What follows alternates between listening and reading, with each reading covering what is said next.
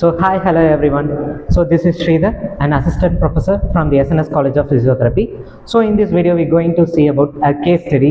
So this case study is going to present by Anushya, a final year student from SNS College of Physiotherapy. So now we're moving on to Anushya. Hi everyone, this is Anushya. I'm final year student. I'm studying in SNS College of Physiotherapy. I have visited Occupation Therapy Clinic for clinical postings. So today I'm going to present a case on a patient. I have visited a patient on, her name is Deeptika. Her current age is 3 years. She had a chief complaints with vision deterioration and hearing deterioration. அவங்க parents என்ன chief complaints சொல்லி வந்தாங்கன்னா, என் பொண்ணுக்கு வந்து vision ஒழுங்காக தெரியல, hearing deficit இருக்குது அப்படின்னு சொல்லி வந்தாங்க. ஸோ அவங்களுக்கு என்னென்ன டெஸ்ட்லாம் எடுக்கணுமோ எடுத்து பார்த்தாங்க. அட் லாஸ்ட் ஜெனட்டிக்கல் ஸ்க்ரீனிங் பார்க்கும்போது she had a syndrome called Alstrom syndrome. அந்த சிண்ட்ரோம்க்கு பார்த்தீங்கன்னா ஒரு பெர்மனன்ட் கியூர் கிடையாது, பட் அவங்கள எங்கேஜிங்காக நம்ம வச்சுக்க முடியும்.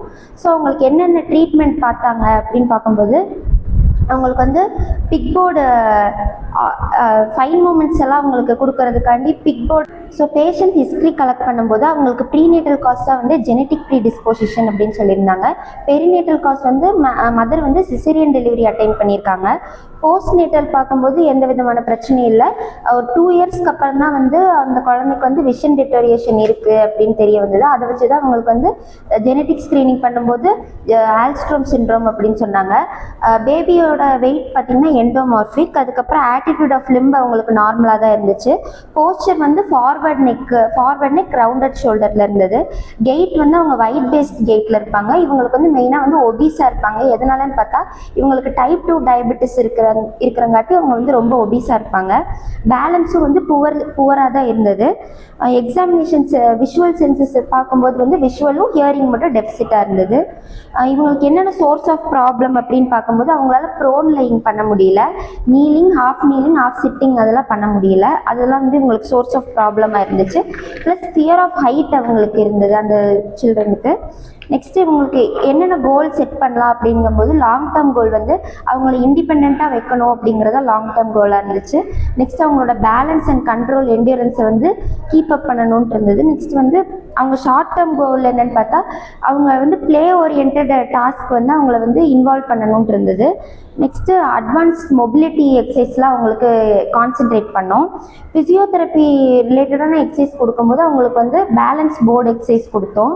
அதுக்கப்புறம் க்ராலிங், ஸ்டாண்டிங் அந்த இதெல்லாம் எக்ஸசைஸ்லாம் இது பண்ணோம். லாஸ்ட்டாக தான் ஸ்ட்ரெச்சிங் அவங்களுக்கு கான்சென்ட்ரேட் பண்ணியிருந்தோம். இவங்களுக்கு regular follow up session 45 minutes one டேக்கு கொடுத்துட்ருந்தோம்.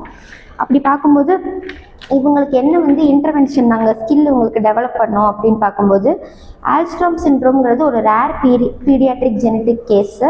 ஸோ இதனால நல்லா நாலேஜ் கெயின் பண்ண முடிஞ்சது. இதில் லிமிட்டேஷன் என்னன்னு பார்க்கும்போது இனிஷியலாக பேலன்ஸ் அண்ட் கோஆர்டினேஷன் அடாப்ட் பண்ண முடியல அந்த குழந்தையால். அப்புறம் ஏடிஎல்ல அவங்கள கான்சென்ட்ரேட் பண்ண முடியல இனிஷியல் ஸ்டேஜில்.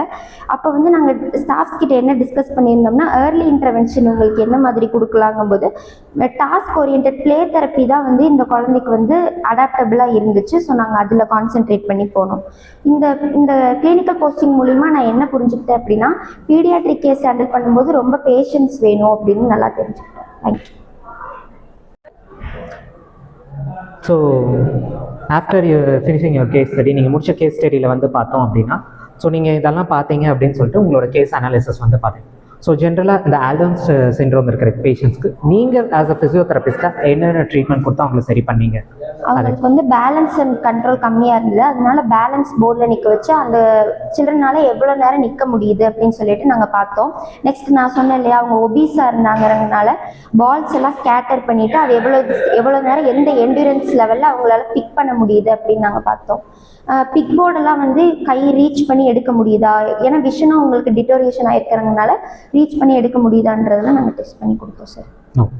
தென் ஆக்சுவலாக அதுக்கப்புறம் பார்த்தீங்கன்னா அவங்களோட பாஸ்டரல் கண்ட்ரோல் பண்ணுறதுக்கு நீங்கள் என்னென்னலாம் பண்ணுவீங்க? பாஸ்டரை ஸ்டெபிலிட்டியாக மெயின்டைன் பண்ணவோ இல்லை டைனமிக்காக அவங்களோட பாஸ்டர் கண்ட்ரோல் பண்ணுறதுக்காகவும் நீங்கள் என்னென்ன எக்ஸசைஸ் அவங்களுக்கு டீச் பண்ணீங்க? இல்லை அங்கே இருக்கிற ஸ்டாஃப்ஸ் அந்த குழந்தைகளுக்கு என்ன டீச் பண்ணாங்க? நீங்கள் அதை என்ன அப்சர்வ் பண்ணீங்க? பாஸ்டரல் கண்ட்ரோல் மெயின்டைன் பண்ணுறதுக்காக வந்து அவங்கள தனியாக விட்டுற முடியாது, இண்டிபெண்ட்டாக இருக்க மாட்டாங்க. அதனால் அவங்கள சுற்றி தான் நிற்போம். எவ்வளோ தூரம் அவங்களால ஸ்டாண்ட் பண்ண முடியுது, இந்த குறிப்பிட்ட டைம் எண்டூரன்ஸ் அவங்களால மெயின்டைன் பண்ண முடியுதான்னு ஸ்டாண்டிங் நிற்க வச்சு பார்ப்போம். அந்த மாதிரிலாம் பண்ணி பேலன்ஸ் அண்ட் கண்ட்ரோல் பார்ப்போம். பெக் போர்டு கொடுத்தாங்களா?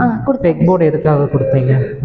பிக் போர்ட் கொடுக்கும்போது அவங்களோட விஷன் டிட்டோரியேஷன் வந்து கம்மி ஆகிடக்கூடாதுன்றதுனால கொடுத்தோம். ஃபங்க்ஷனல் மூமெண்ட்ஸ், ஃபைன் மூமெண்ட்ஸ் வந்து அவங்களால அட்டைன் பண்ண முடியுதாங்கிறதுனால பிக் போர்ட்ஸ் கொடுத்தோம்.